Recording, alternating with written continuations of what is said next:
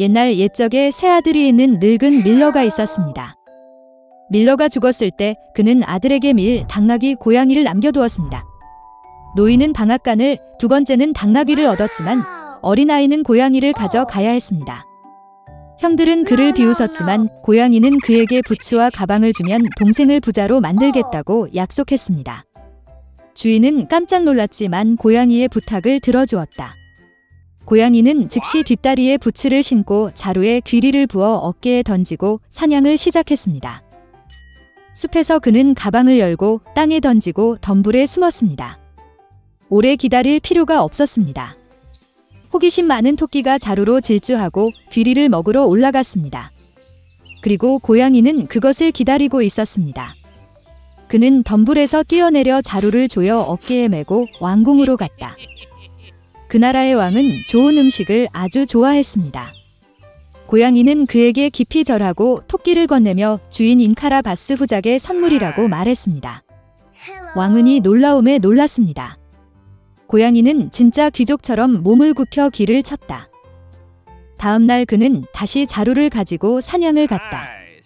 이번에 그는 2개의 뚱뚱한 자고를 잡을 수 있었습니다.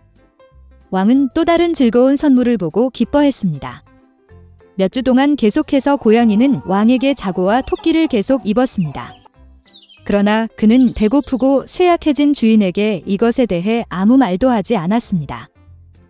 고양이가 궁전에서 공주를 보았을 때 그녀는 매우 아름다웠습니다. 고양이는 그녀가 주인에게 훌륭한 아내가 될 것임을 깨달았습니다. 그래서 왕은 마침내 후작을 만나고 싶었습니다. 고양이는 제 분소가 있는 산책을 위해 내일 그를 찾을 수 있다고 대답했습니다.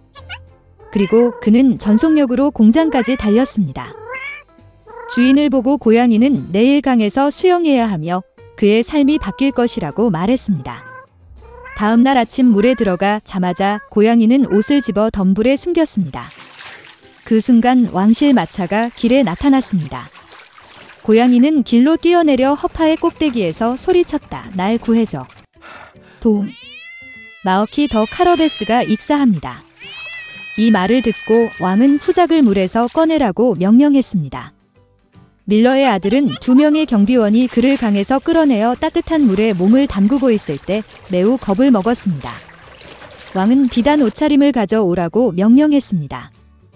밀러의 아들은 처음에는 거절했지만 자수 옷을 너무 좋아해서 왕실 의상을 기꺼이 입었습니다. 왕은 그를 아름다운 공주가 앉아있는 마차로 초대했습니다. 밀러의 아들은 멍청했지만 더 이상 고민하지 않고 마차에 탔습니다. 1분 후 마차는 거대한 성에서 살았던 거인 식인의 소유였던 들판과 초원을 지나갔다. 고양이는 시간을 낭비하지 않았고 영혼은 마차 앞쪽으로 달려가 초원으로 향했습니다. 그곳에서 수학자들은 이마에 땀을 흘리며 일하고 있었습니다. 그는 그들에게 이 들판이 카라바스 후작에 속한다고 말하라고 요청했습니다. 그렇지 않으면 사악한 식인종이 그들을 먹을 것입니다. 깜짝 놀란 사신들이 대답하기 전에 왕의 마차가 세웠습니다. 왕이 그들이 누구의 초원인지 물었을 때 그들은 이 들판이 카라바스 후작에 속한다고 친절한 합창으로 대답했습니다. 한편 고양이는 식인의 성으로 곧장 갔다. 고양이의 손재주로 그는 돌담을 뛰어넘어 성 안으로 들어갔다. 식인종은 다양한 요리가 가득 찬 큰 테이블에 앉아 있었습니다. 장화를 신은 고름을 보고 그는 그런 뻔뻔스러움에 크게 놀랐다. 고양이는 거인을 놀리기 시작하고 사자가 될 수 없다고 말했습니다. 고양이가 이 말을 할 시간을 갖기 전에 식인종은 털이 많은 갈기를 가진 거대한 사자로 변했습니다. 고양이의 영혼은 두려움 때문에 그의 부츠에 들어갔지만 그는 그것을 극복하고 식인종은 결코 쥐로 변할 수 없다고 말했습니다. 끔찍한 사자가 사라지고 그 자리에 작은 쥐가 나타났습니다. 그리고 그것은 고양이에게 필요한 전부였습니다. 눈 깜짝할 사이에 그는 쥐를 잡고 잡아먹었습니다. 바로 이때 왕실 마차가 성 안뜰로 차를 몰았습니다. 마차 문을 열고 고양이는 정중하게 몸을 굽히고 마어키 더 카러베스의 성에 있는 모든 사람들을 만나서 기뻤다고 말했습니다. 이 말에 놀라움으로 누가 더 무감각했는지 말하기는 어렵습니다. 이미 아무것도 이해하지 못한 왕이나 밀러의 아들. 고양이는 손님을 테이블로 데려갔습니다. 저녁 식사가 끝날 무렵 왕은 후작이 참으로 매우 합당한 사람이므로 거의 그의 딸을 아내에게 줄 것이라고 말했습니다. 공주는 젊고 잘생겼고 그 외에도 부자 후작을 정말 좋아했습니다. 곧 그들은 결혼식을 올렸습니다. 그래서 밀러의 아들은 공주와 결혼하여 왕자가 되었습니다. 그들 모두는 그 후로 행복하게 살았습니다. 특히 하이 부츠를 신고 자랑스럽게 궁전을 걷는 고양이. 남편과 아내가 살았습니다. 오랫동안 그들은 이미 아이를 갖고 싶었지만 거기에 없었습니다. 어느 날 아내가 병에 걸렸습니다. 남편은 그녀에게 가장 원하는 것이 무엇인지 물었습니다. 아내는 가장 아름다운 꽃이 많이 자라는 웅장한 정원이 근처에 있다고 대답했습니다. 정원에는 아름다운 라푼젤이 있습니다. 너무 신선하고 녹색이어서 그녀가 정말 맛보고 싶었습니다. 그러나 정원은 높은 울타리로 둘러싸여 있었고 이 정원은 한 마녀의 소유였기 때문에 아무도 감히 들어갈 수 없었습니다. 그녀는 큰 힘을 가지고 있었고 세상의 모든 사람들이 그녀를 두려워했습니다. 남편은 아내를 매우 사랑했고 비용이 얼마든지 간에 그녀를 위해 라푼젤을 받기로 결정했습니다.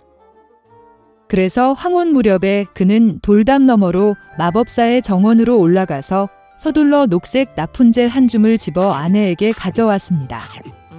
그녀는 즉시 샐러드를 만들고 탐욕스럽게 먹었습니다.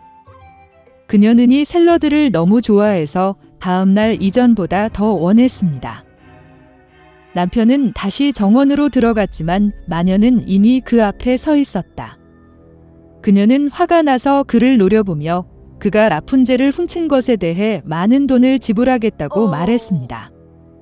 그는 매우 아픈 아내를 위해 라푼젤을 찢었기 때문에 마법사에게 화를 내지 말라고 요청했습니다. 그리고 그는 그녀를 너무 사랑합니다. 마녀의 분노가 조금 지나갔고 그녀는 그것이 사실이라면 그가 원하는 만큼 라푼젤을 모으도록 허용하지만 한 가지 조건으로 말했다. 그는 아내에게 태어날 아이를 마녀에게 주어야 할 것입니다. 남편은 두려움에 동의했습니다. 아내가 딸을 낳았을 때 마녀가 즉시 나타나 아이를 데리고 라푼젤이라는 이름을 지었습니다. 라푼젤은 세계에서 가장 아름다운 소녀가 되었습니다. 그녀가 12살이었을 때 마녀는 그녀를 탑에 가뒀습니다. 그 탑은 숲에 있었고 문이나 계단이 없었습니다. 맨 꼭대기에만 작은 창문이 있었습니다.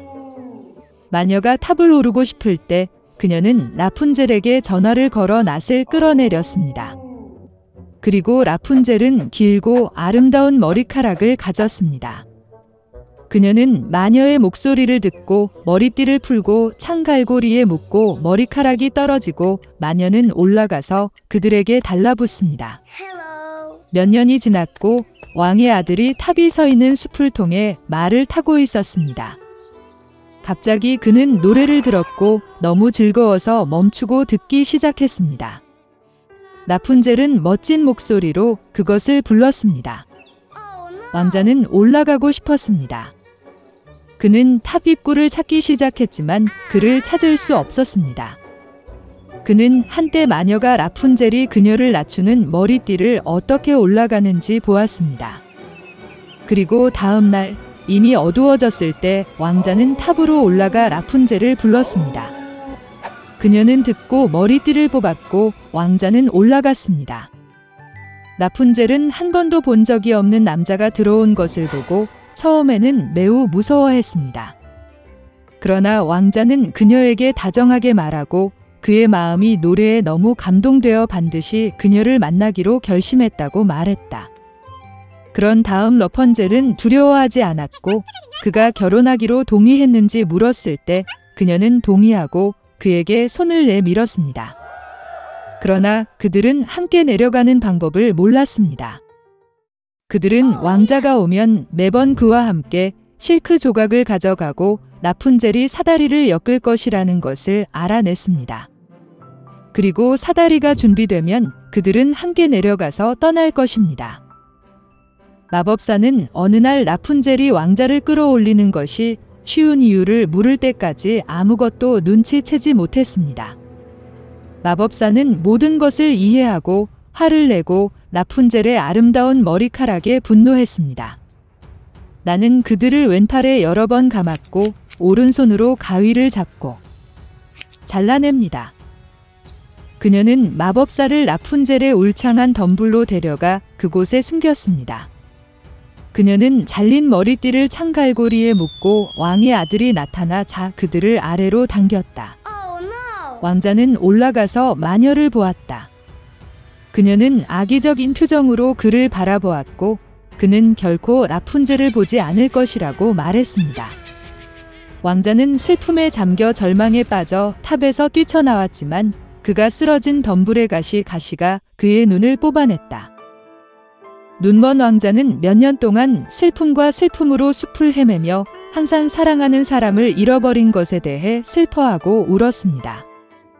일단 그가 빽빽한 덤불에 들어갔다. 갑자기 왕자는 누군가 노래하는 것을 들었고 그에게 너무 친숙해 보였고 그를 만나러 갔다. 그가 가까이 다가왔을 때 라푼젤은 그를 알아보고 목에 몸을 던지고 기쁨으로 몹시 울었습니다. 두 눈에 눈물이 흘렀고 왕자는 다시 시력을 되찾아 예전처럼 보기 시작했습니다.